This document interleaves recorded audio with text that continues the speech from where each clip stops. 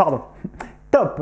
Keiichiro Maid-sama est un shoujo romantique centré sur une jeune fille à la fois présidente un peu tyrannique du conseil étudiant de son lycée et serveuse dans un maid café. Cette seconde occupation, qu'elle gardait jusqu'alors secrète, est un jour découverte par l'un de ses camarades de classe assez taquin et le manga raconte comment leur relation va évoluer. En quasi classique du shoujo romantique qu'il est, Keiichiro Maid-sama en respecte les codes à merveille, notamment des personnages très attachants ayant chacun leur part d'ombre et de lumière, ainsi qu'une ambiance romantique certes prédominante, mais pas toujours au premier plan, ce qui l'empêche d'être indigeste. Ajoutez à cela que la protagoniste n'est pas une énième nunuche fragile comme on en trouve dans plein d'autres œuvres du même genre, ça apporte un vent de fraîcheur au domaine du shoujo romantique et ça, c'est beau à voir.